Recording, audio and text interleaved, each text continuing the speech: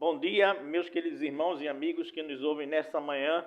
Para nós é um prazer mais uma vez estarmos aqui para louvar, engrandecer o nosso Deus, orar, né? Mas também, evidentemente, também estamos aqui para refletir e pensar sobre algo de importância, né? Na vida de nós cristãos, na vida da igreja em geral. Principalmente quando nós passamos por tempos difíceis. E nós estamos passando por tempos difíceis já há algum tempo, né? Desde 2019, que foi um ano muito difícil, né? Entrando em 2020 com pandemia, né? Entrando em 2021 ainda com pandemia, 2022 agora com tanta turbulência em nosso país.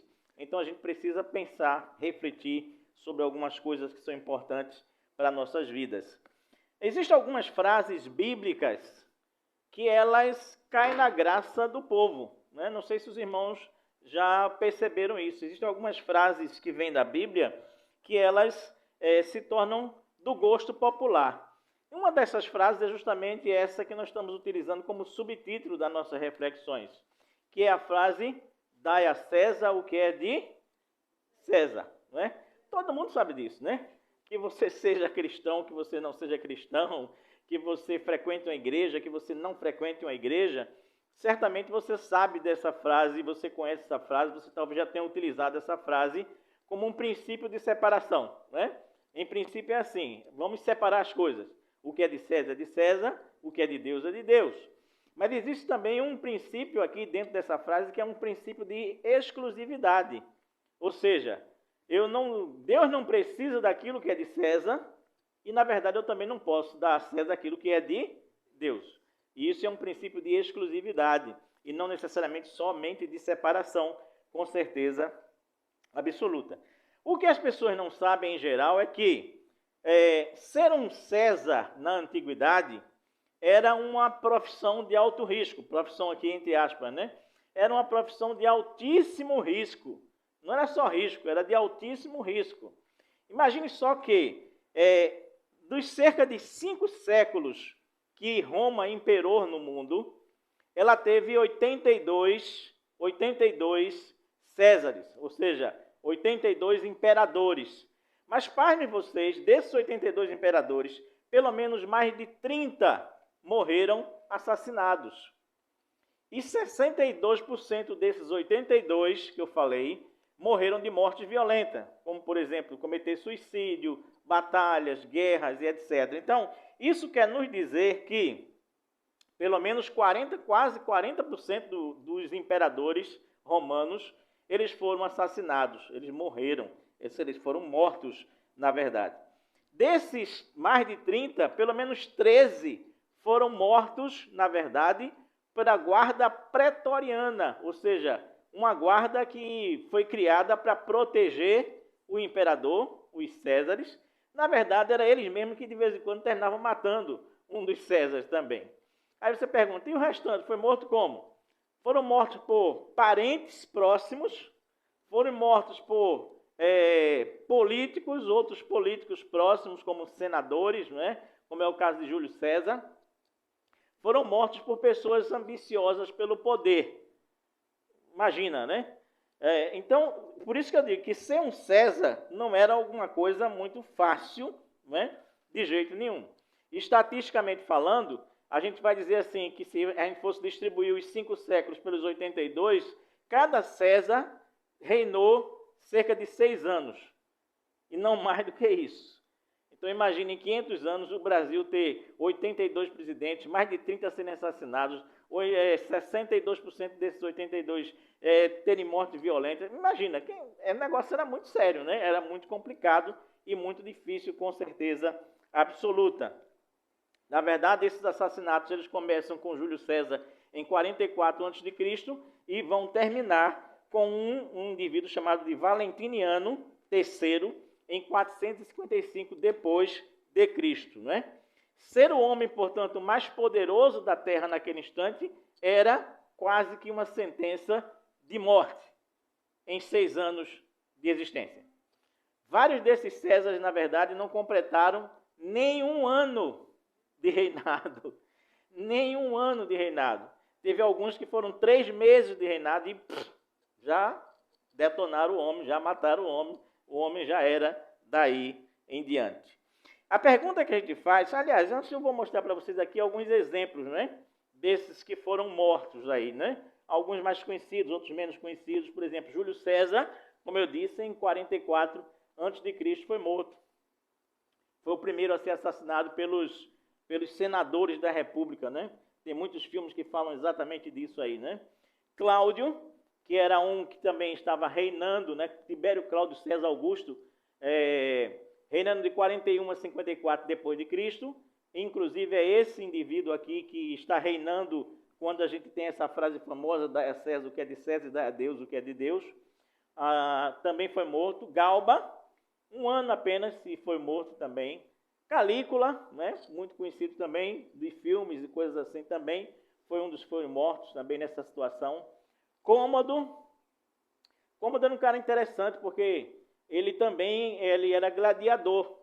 Ele era um César, mas se arriscava na arena gladiando também. E é ele que inspira aquele filme O Gladiador, que os irmãos conhecem aqui, que ganhou o Oscar e etc. Né? Magêncio também, uma moeda, né, com o rosto desse imperador, que também era muito comum, por isso que eu escolhi essas moedas aqui, ó. Carino, outro também que tinha outra moeda também, foi também assassinado. Constante, mais um, esse foi de 357 a 350 depois de Cristo. Valentiniano III, que foi aquele que eu falei para vocês, que foi o último a ser assassinado. E essa moeda aqui é a famosa moeda do Tibério César Augusto, que é a moeda em questão, é o denário desse texto que nós vamos ler agora com vocês aqui. Então eu peço que vocês abram as suas Bíblias no Evangelho de Mateus, no capítulo de número 22, de 15 a 22. Mateus, capítulo 22, de 15 a 22. Antes de fazer a leitura do texto, deixe-me explicar uma coisa, portanto. Uma coisa que me intriga nessa situação toda é que a gente podia perguntar assim, por que havia isso no caso dos Césares? Por que tantos foram assassinados, tantos morreram, tantos foram vítimas de situações, de tramas, quando os romanos, eles são aqueles indivíduos que têm o famoso e elogiado direito romano. Se os irmãos imaginarem assim, praticamente quase que todo advogado no mundo inteiro, ele estuda ainda hoje o direito romano. De tão bem elaborado, organizado, em termos de leis que eles eram. Então, por que com tanta lei, com tanta coisa bem articulada, organizada, mesmo assim esses homens não conseguiam demorar tanto tempo nos seus governos? Por que eram tantos foram mortos? Por que a lei não se cumpria naquele instante? Entende? Essa é uma pergunta interessante. Veja bem, o direito romano ainda hoje, ele é exemplo para se falar de vida, de liberdade, falar de propriedade e segurança. E mesmo assim, com todo esse arcabouço de leis, de direitos, existia esse tumulto, onde imperava no dia a dia não o direito, mas o poder, a inveja, a desconfiança, a mentira, o cinismo, a cobiça, os golpes, a violência. Por que será que acontecia isso? Já que eles tinham esse direito tão bem formalizado e organizado. Não é uma boa pergunta para a gente fazer? Então, se a gente for observar, por exemplo, também no cotidiano do povo judeu, nos partidos políticos religiosos dos judeus, o dia a dia deles, nós vamos ver que existe também um descompasso entre os valores defendidos por essas pessoas e os valores praticados no dia a dia. que é o mesmo que acontecia com os romanos. Um descompasso, um gap, um abismo entre aquilo que era a vivência e aquilo que era a lei tão bem elaborada. Se você for olhar, por exemplo, para os fariseus, um grupo nacionalista radical, se vocês forem olhar, por exemplo, para os saduceus, que eram representantes da elite judaica, se vocês forem olhar, por exemplo, para os escribas, que eram aqueles que tinham a palavra final sobre a lei, diziam como é que a lei devia ser interpretada, o Supremo Tribunal Federal dos judeus, diziam como a lei deveria ser interpretada. Se vocês forem olhar, por exemplo, para os herodianos, que a gente vai citar aqui também nesse texto, se vocês forem olhar também para os samaritanos, um povo mestiço rejeitado, se vocês forem olhar também para os zelotes, que também são citados na Bíblia, que eram representantes radicais dos pobres, né? Então, a sociedade judaica, ela era toda desenvolvida em partidos políticos e religiosos ao mesmo tempo, entenderam? Então, os herodianos, por exemplo, eles eram representantes da dinastia de Herodes, que queriam colocar isso no poder mais uma vez. E entre esses grupos também havia esse descompasso entre os valores do dia a dia e os valores praticados, aliás, os valores preconizados, os valores que eles teoricamente defendiam. E é por isso que hoje nós queremos fazer assim uma comparação entre os valores de César e os valores cristãos. E aí a gente vai entender por que a gente não pode dar a César aquilo que é de Deus. Mateus, capítulo 22, versículo de número 15 a 22, vai nos dizer assim, eu vou ler na versão da NVI hoje. Diz assim: Então, os fariseus saíram e começaram a planejar um meio de enredá-lo em suas próprias palavras, enredar Jesus, tá? Enviaram-lhe os seus discípulos junto com os herodianos e lhe disseram: Mestre, sabemos que és íntegro e que ensinas o caminho de Deus conforme a verdade. Então não te deixas influenciar por ninguém, porque não te prendes à aparência dos homens. Dize-nos, pois, qual é a tua opinião? É certo pagar imposto a César? É certo pagar imposto a César? Veja que coisinha linda, né? Ou não? Então Jesus, percebendo a má intenção deles, perguntou, ou então disse: Hipócritas, por que vocês estão me pondo à prova, ou estão me experimentando? Mostre-me a moeda usada para pagar o imposto. E eles lhe mostraram um denário. E ele lhes perguntou: De quem é esta imagem e esta inscrição? De César, responderam eles.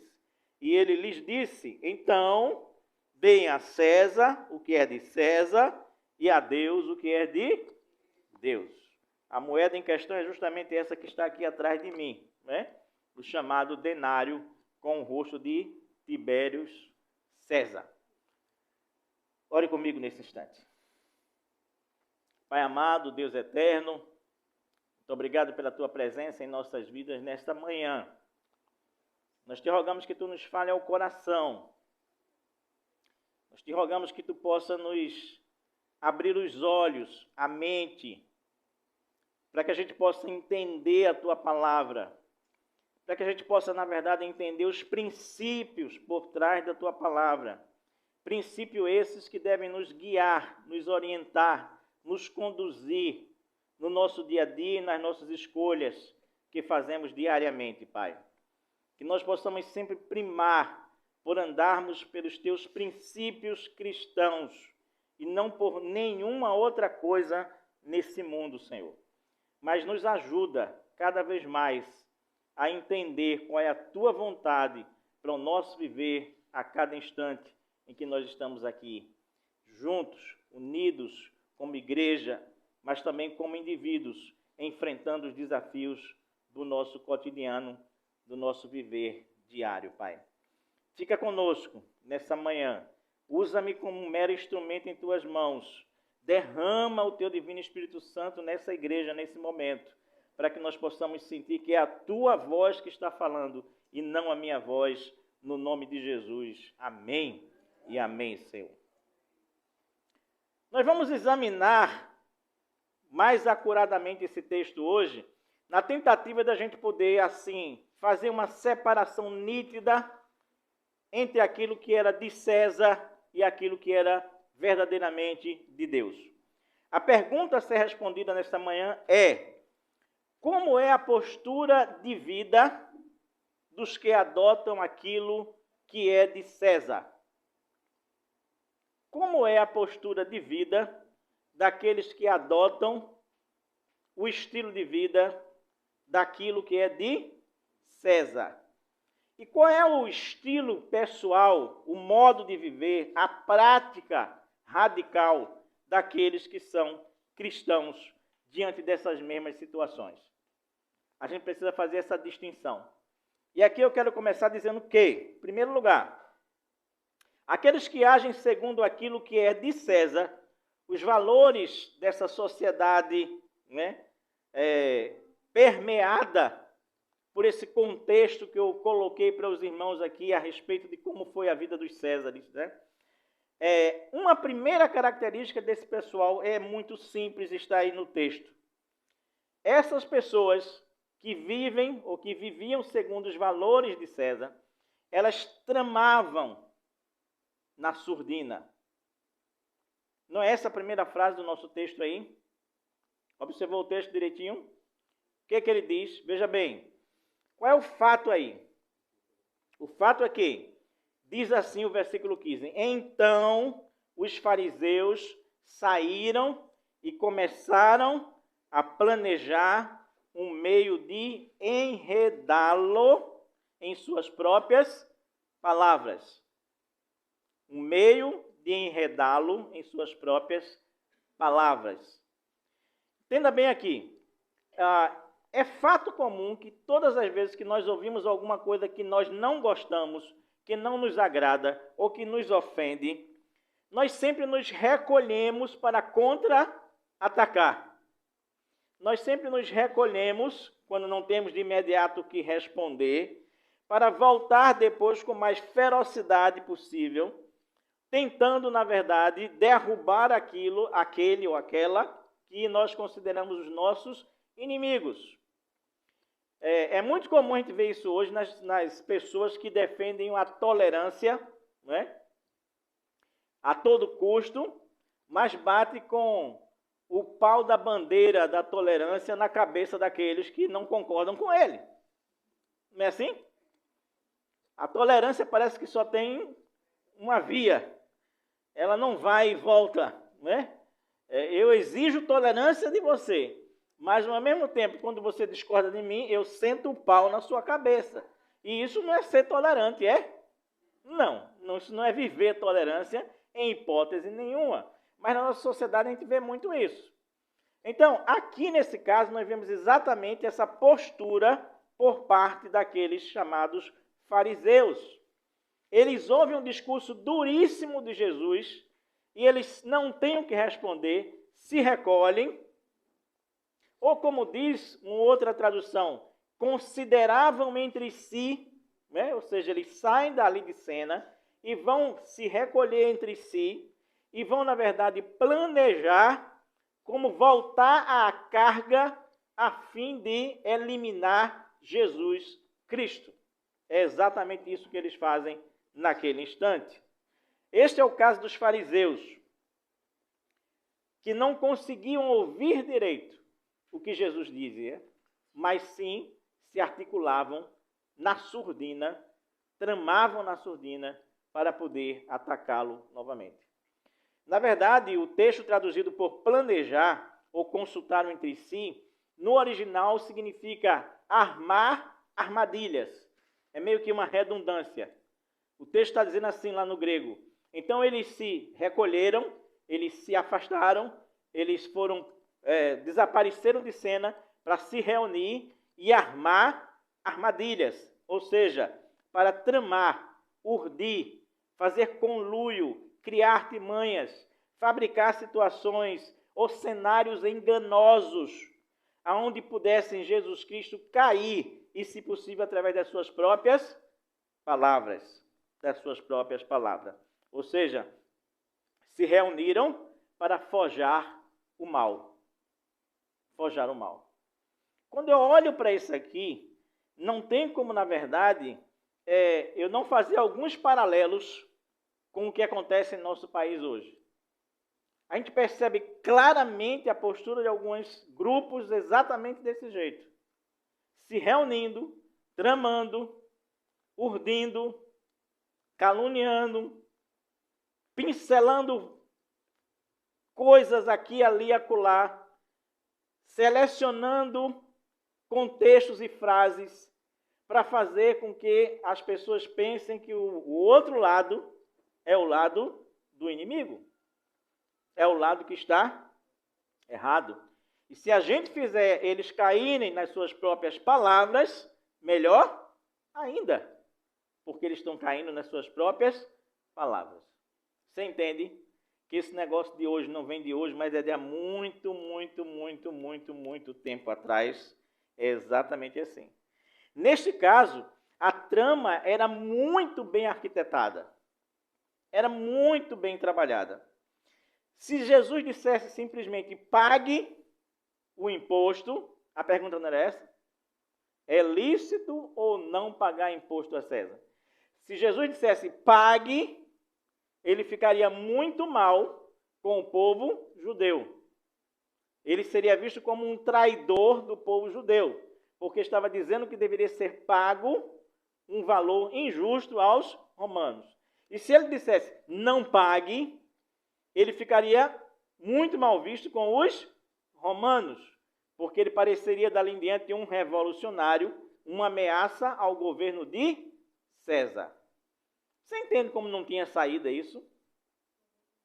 É aquela história que a gente diz aqui, né? Se correr, o bicho pega, e se ficar, o bicho come. Então, essa armadilha era uma armadilha que parecia absolutamente perfeita. Foi urdida, tramada, organizada, enquanto eles consideravam entre si, bem longe de Jesus. Bem distante de Jesus. Foi planejado. Não foi uma pergunta à toa, de jeito nenhum. Então, só que a armadilha perfeita, e ouçam bem o que eu vou dizer agora aqui para vocês, essa armadilha perfeita, ela não contava com a resposta perfeita, ou melhor, com a resposta mais que perfeita da sabedoria divina, que não fica na superficialidade do falar, mas atinge a profundidade do ser. A sabedoria divina aqui, ela enxerga o oculto, o por trás. Aquilo que não é simplesmente o que está sendo lançado aqui na frente como uma simples perguntinha boba qualquer. Não, de jeito nenhum. A resposta mais que perfeita e divina, ela descobre a malícia e ela frustra o plano de quem quer fazer o mal. O mal. Então, primeira coisa, se o indivíduo adota o estilo de vida dos valores dos Césares, e aqui é tanto dos Césares quanto dos partidos políticos e religiosos judaicos, uma das primeiras coisas que ele faz é tramar na surdina. Tramar na surdina. Mas existe uma segunda coisa também aqui, que o texto também nos diz. Esses indivíduos que adotam esse tipo de valor, esse estilo de vida, eles também fazem alianças improváveis. Alianças improváveis. Pastor, onde é que está isso aí? Simples.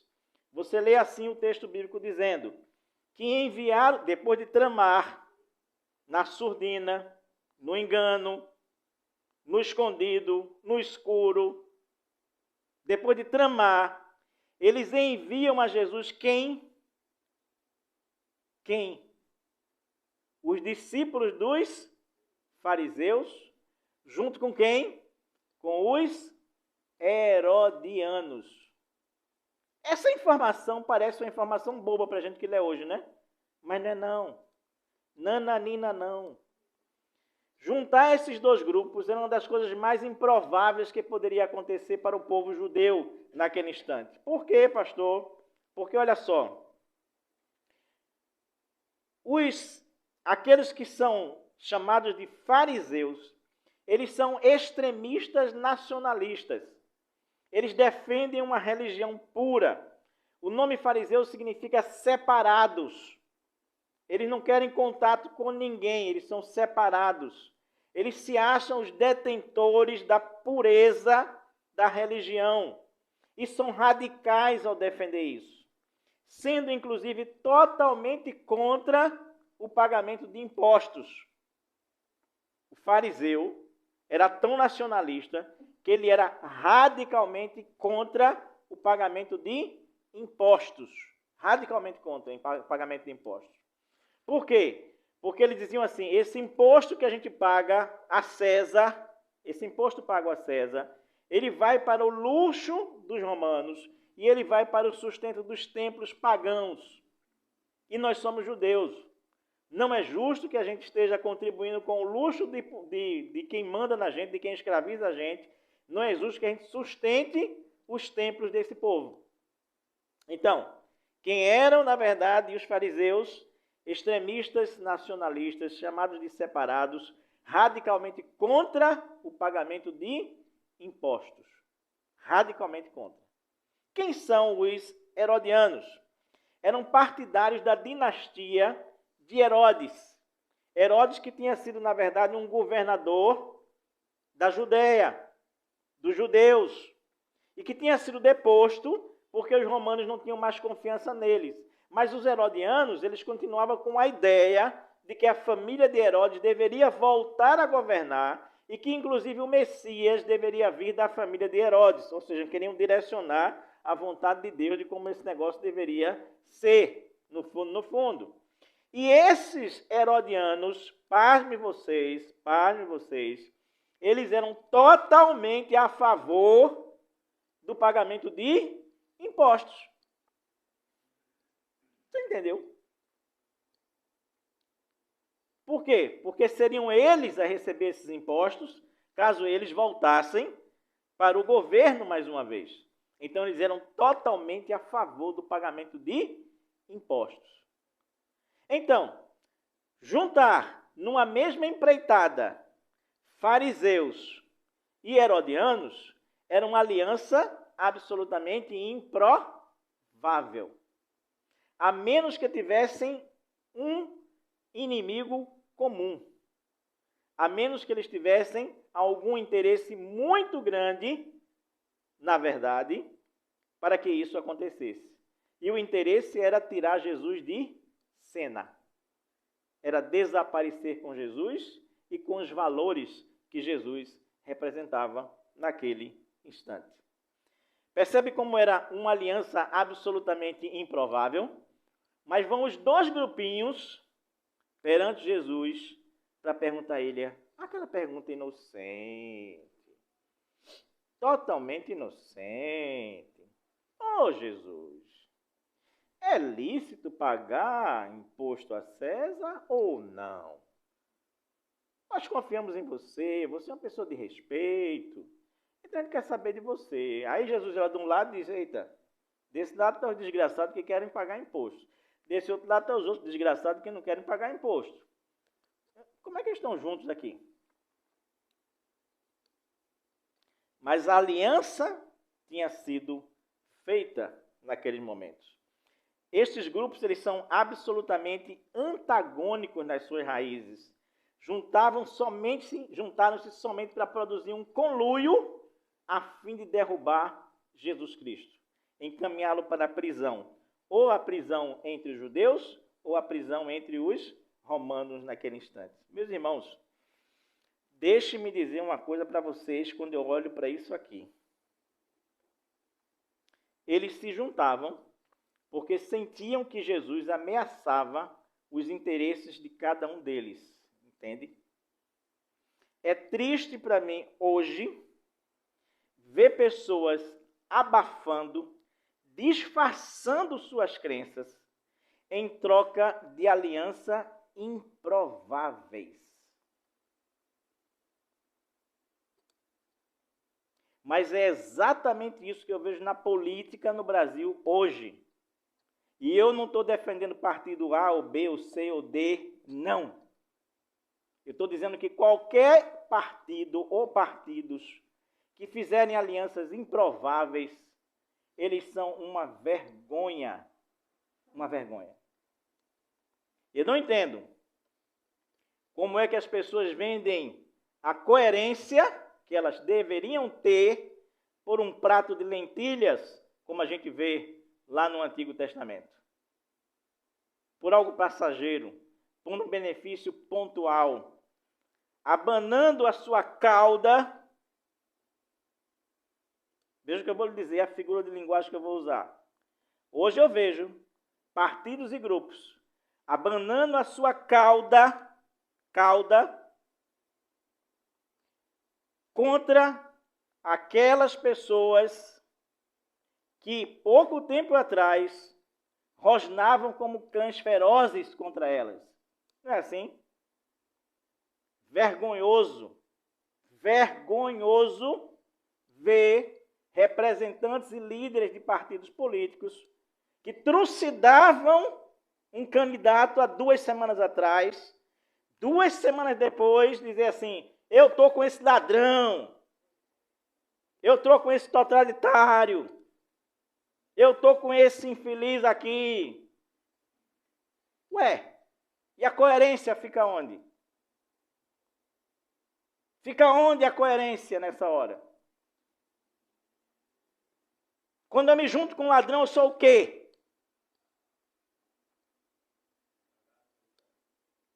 Dá para entender essas alianças improváveis, feitas em detrimento de qualquer coisa, da coerência, dos princípios, dos valores pessoais, pelos meus interesses ocultos nesse instante. E aqui é como disse Moisés domingo, não é política partidária, é apologética de valores da nossa fé. Não é lícito a um cristão ter uma postura como essa. Não é. Não faz parte do cabedal de conhecimento, de fé de um cristão agir dessa maneira, agir desse jeito. Mas essas alianças improváveis, elas estão repercutindo por aí à torta e à direita. E isso é de um cinismo indefensável na política atual. Dá vergonha. Porque essa mudança de postura não tem justificativa. Se você não é a favor de um, se você não é a favor de outro, se posicione como um partido neutro.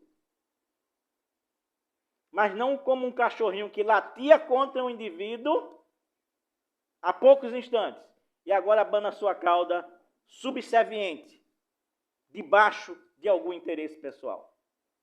Não é por aí que a gente deve funcionar. Essas pessoas, elas ganham 3 títulos de Jesus. Primeira delas, quando esse pessoalzinho, fariseus e herodianos, chegam junto na frente de Jesus com essa pergunta, a primeira palavra que Jesus responde para eles é hipócritas. Quando Moisés enfatizou isso há pouco, eu disse, eita, quase que ele acertava. Ele falou no capítulo 23 que é uma bomba para os fariseus. Eu vou falar do capítulo 22. Mas o primeiro título que Jesus dá a essas pessoas é hipócritas. Você sabe o que é hipócrita? Era um ator. Era um ator. Um ator que representava um personagem. Era alguém que usava uma máscara para representar um personagem. São atores disfarçados de pessoas. E é isso muito que a gente vê também hoje em nosso dia a dia. Muita gente que na verdade não são políticos, são atores representando um papel para enganar o povo, através dessas alianças improváveis que eu acabei de citar para os irmãos. Sabe qual é o segundo título que Jesus dá para esses fariseus? Aí esses dois últimos estão no capítulo 23. O primeiro deles é assim, o segundo deles é assim: vocês são igual a sepulcros caiados.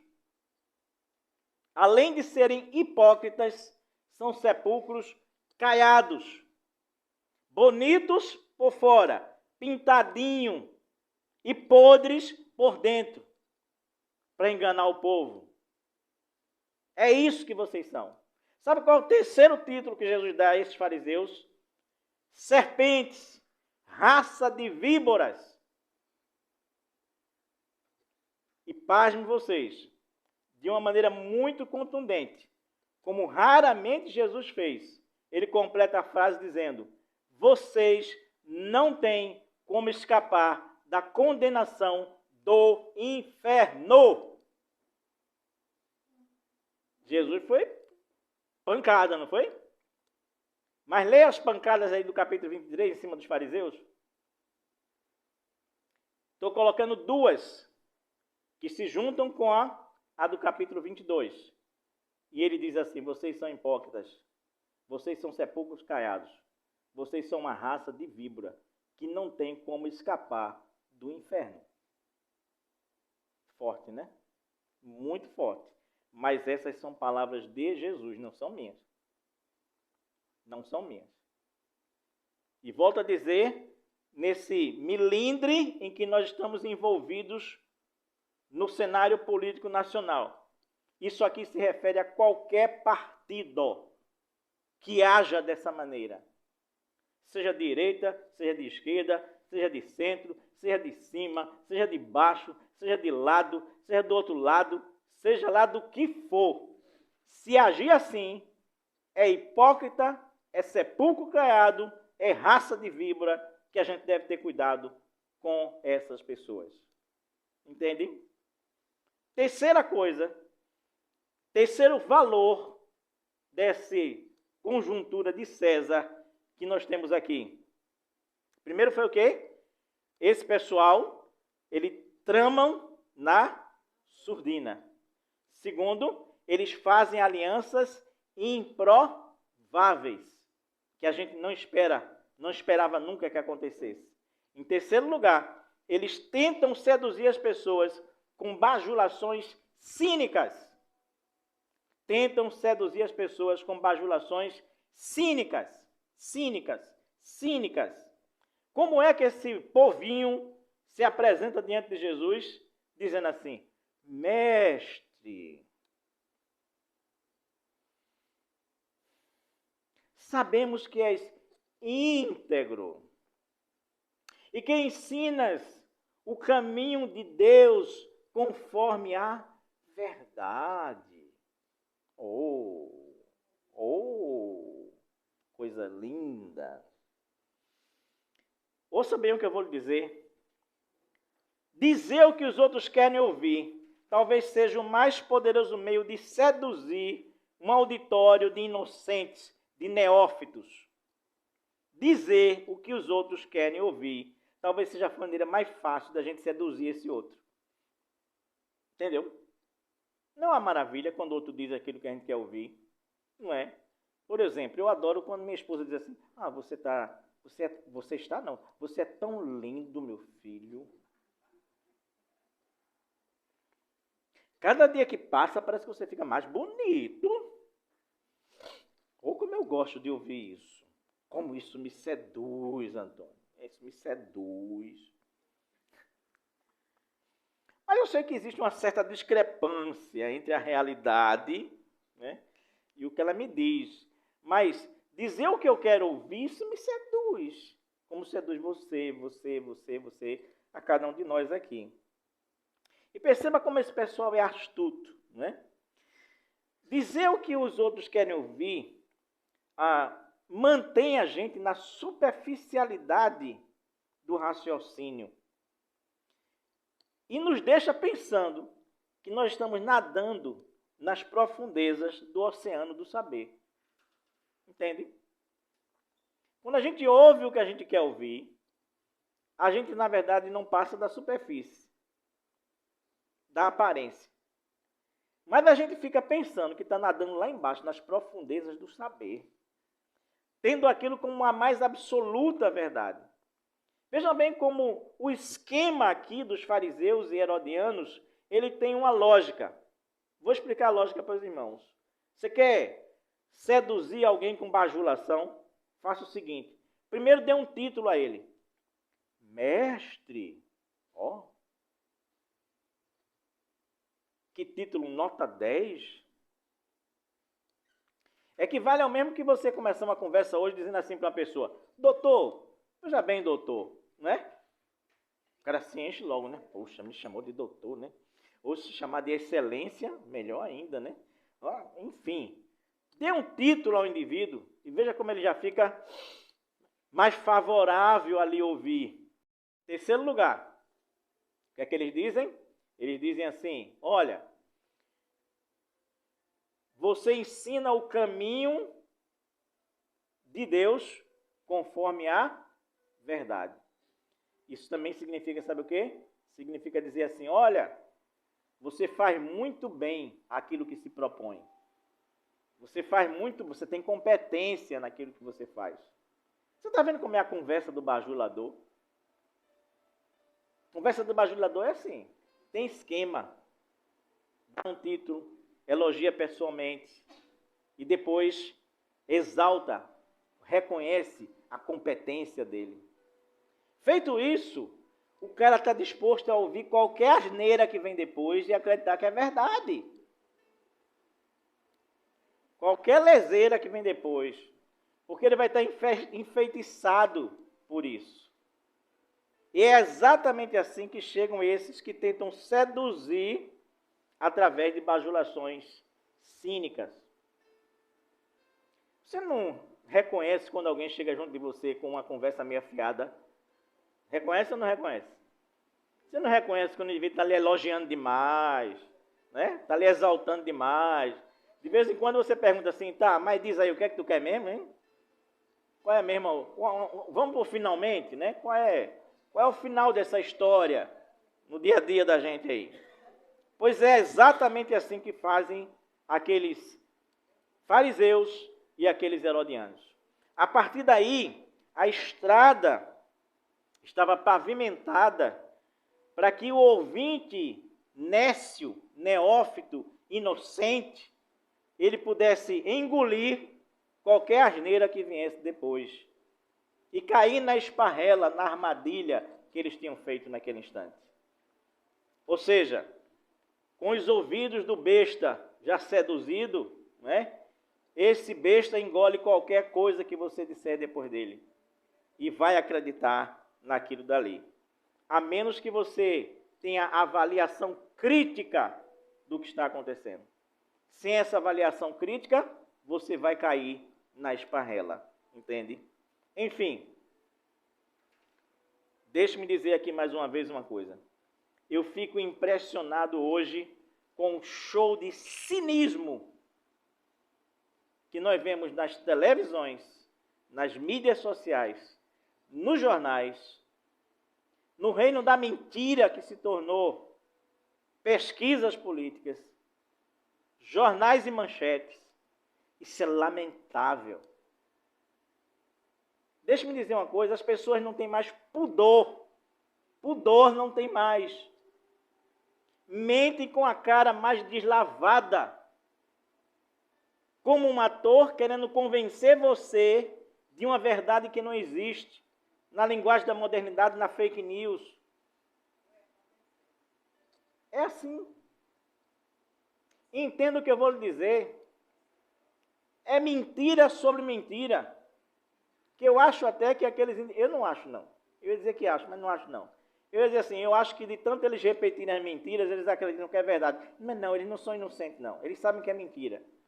Mas eles sabem que tem que manter essa mentira como se fosse verdade. Para ter algum tipo de sobrevivência dos seus interesses pessoais. E isso é uma vergonha. É um show de cinismo. Se perdeu o pudor. Você sabe o que é pudor? Pudor se referia muito no passado àquilo que a gente chama de repressão sexual. Fulano tem muito pudor, né? Acho que a palavra rebuscada era pudico, né? Como está me dizendo minha mestra lá do português, né? É pudico, não sei o quê. E parece que o pudor se referia somente a essa área de repressão sexual. Mas não tem nada a ver com isso, não. Pudor tem a ver, sabe com o quê? Tem a ver com constrangimento, com vergonha, com acanhamento, com embaraço, diante de alguma coisa que não deveria ser dita, que você sabe que não é verdade. Mas não tem isso mais, não. Se mente descaradamente. Política no Brasil virou o reino da mentira. Da mentira. E quanto mais eu minto, mais, na verdade, as pessoas creem em mim. Quanto mais eu invento história, mais as pessoas creem em mim. De modo que eu não tenho mais projeto nenhum para apresentar. Eu tenho só que atacar o outro, atacar o outro, atacar o outro, atacar o outro, atacar o outro, atacar o outro, porque eu convenço que esse outro é ruim, ninguém presta atenção em mim. E as pessoas vão começar a escolher o menos pior. E se a igreja não tem uma voz profética para altivamente combater uma falácia dessa, ela deixa de ser igreja nesse momento, porque ela se cala diante daquilo que não podemos calar de jeito nenhum. Corre o risco de Jesus dizer: se vocês não falarem, as próprias pedras clamarão. Mas cabe a você, igreja, dizer: isso é uma vergonha. E não pensem que estamos enganando, e não pensem que vocês estão enganando a gente, porque não estão. Política não é isso. Política não é trama na surdina. Não é. Política não é isso. Política não são alianças improváveis de opostos, radicalmente opostos que se comem e depois se beijam. Política não é seduzir através de bajulação ou de ataque aos inimigos. Política é outra coisa muito diferente do que isso.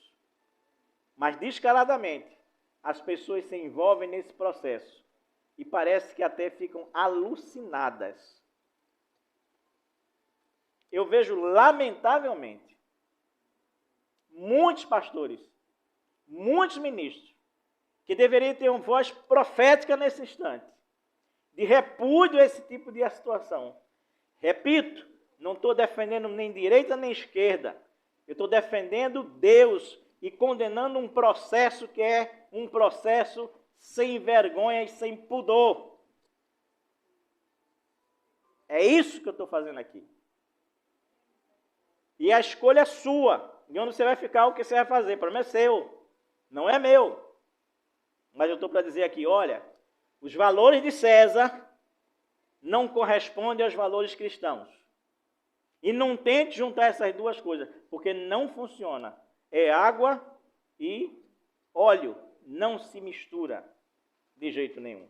Enfim, eu quero concluir dizendo o seguinte. O texto também nos fala aqui dos valores cristãos, que é esse o nosso tema. E olha só, por ironia, aprove a Deus colocar os valores cristãos na boca daqueles que são os bajuladores. Como assim, pastor? Parece contraditório. Mas todos os valores cristãos estão na boca dos fariseus e dos herodianos. Quando eles dizem assim: mestre, eu sabemos que tu és íntegro. E Jesus era íntegro. E você sabe o que é integridade?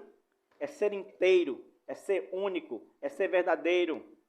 É ter uma espinha dorsal de princípios da qual você não foge delas, você não se separa delas. Você não arreda um palmo dela. Isso é ser íntegro. É você ser o mesmo aonde quer que você esteja. E não ser um aqui, um ali, outro acolá. Isso é ser íntegro. E isso é um valor cristão que não tem preço, que não se paga por ele. Aliás, o preço é, na verdade, você angariar muita gente que não vai gostar de você se você for íntegro. Muita gente que não vai ficar assim confortável porque você é íntegro, não.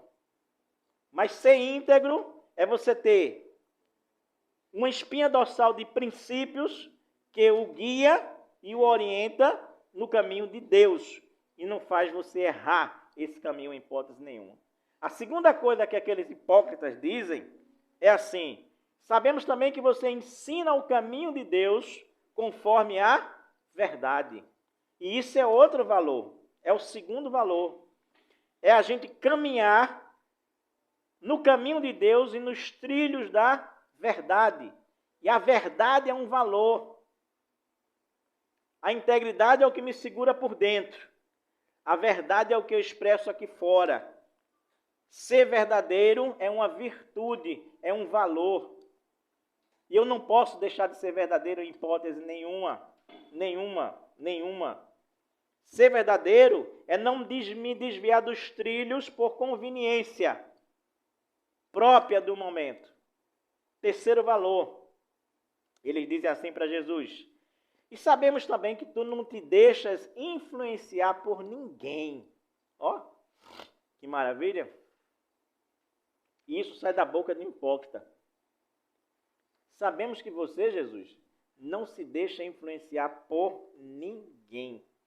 E este terceiro valor é um antídoto contra a prática da bajulação.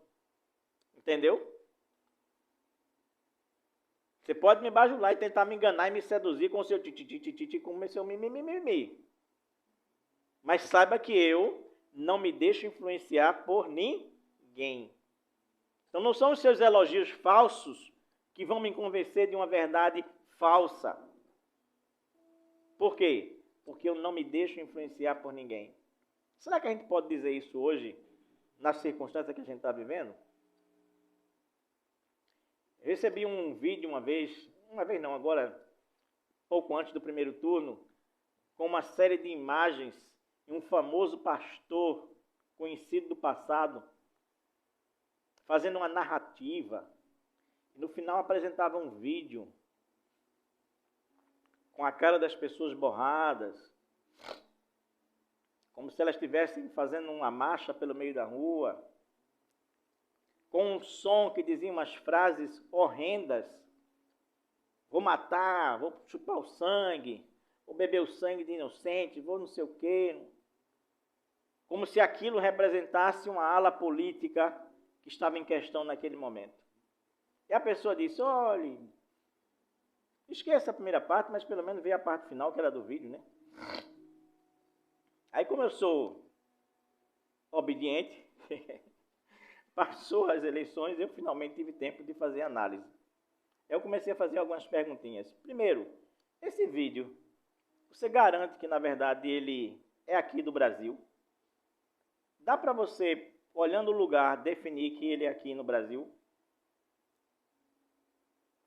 Segundo, com esses rostos borrados aí, você vê alguma boca batendo, dizendo o que a gente está ouvindo? Não dá muito não. Tá. Terceiro, você poderia afirmar que verdadeiramente, no meio de uma rua, as pessoas iam dizer isso sem chamar a atenção de ninguém que está passando por ali por perto? Porque enquanto esse grupo cantava no meio da rua, um bocado de gente, na verdade, passava ao redor e ninguém nem ligava para aquele negócio lá. Peraí, se o cara está dizendo um negócio tão grotesco daquele jeito ali, as pessoas vão passar pelo meio da rua e nem parar para olhar? Você entende do que eu estou falando? Esse vídeo foi solto na noite do dia 30, aliás, do dia 1º, que a eleição foi no dia 2, né?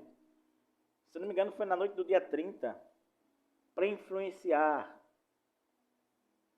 pessoas inocentes, que não têm uma visão crítica, que engole a narrativa porque é de um famoso, infelizmente, do meio evangélico, se não é, já foi, vergonhoso.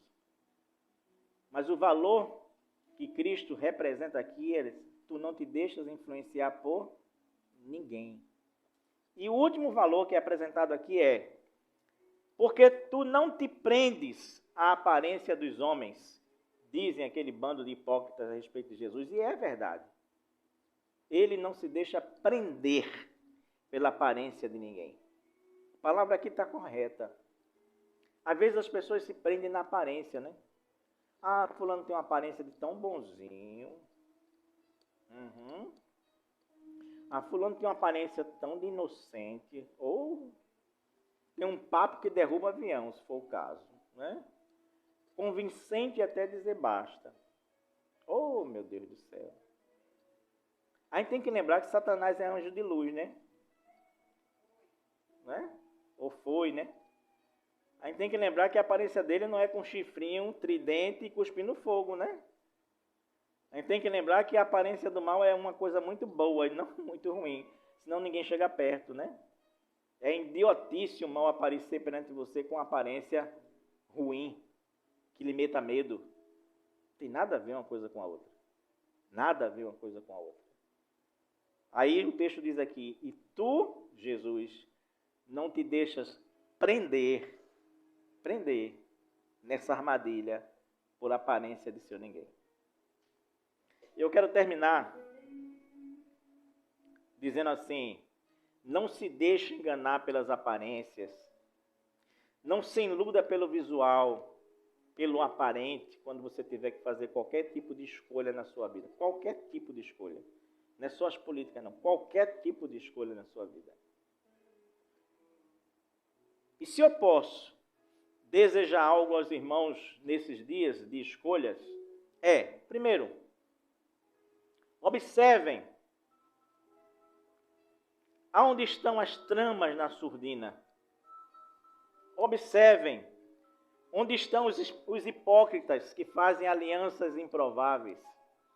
Observem onde estão aqueles que mentem cinicamente, seja de que lado for. Observem. E não troque os valores cristãos por nada neste mundo. Seja íntegro. Mantenha-se firme na palavra. Ensine os outros o caminho de Deus conforme a verdade. Terceiro, não se deixe influenciar por ninguém, nem por melhores amigos, nem parentes, nem ninguém. Não se deixe influenciar por ninguém. Seja você, faça suas escolhas próprias e pessoais com base naquilo que Deus vai falar no seu coração e no seu raciocínio crítico que Deus lhe deu também. E em quarto lugar, não se prenda à aparência das coisas ou das pessoas, mas sim à essência das coisas e das pessoas. Não se influencie por aparência, mas vá em busca da essência de pessoas e de aparências. E para finalizar, eu quero usar um texto bíblico do Salmo 119, versículos de 1 a 5, na versão da Bíblia, a Mensagem, que diz assim: você é abençoado quando se mantém na rota. Olha só que beleza de texto, que poesia linda vira esse início do Salmo 119, de 1 a 5. Você é abençoado quando se mantém na rota, caminhando firme na estrada revelada pelo Eterno, caminhando firme na estrada revelada por Deus, em linha reta. Você é abençoado quando segue suas orientações, seus valores, fazendo o melhor possível para encontrá-lo, encontrar a Deus. Isso mesmo. Você não anda a esmo nesse caso. Você caminha em linha reta pela estrada que Ele lhe designou. Então, meu amado irmão, querido amigo que me ouve hoje ou amanhã ou depois aí via internet, os valores de César, os valores dos partidos políticos judaicos não têm nada a ver com os valores cristãos. E a gente não deve dar a César o que é de Deus. Em nome de Jesus. Amém.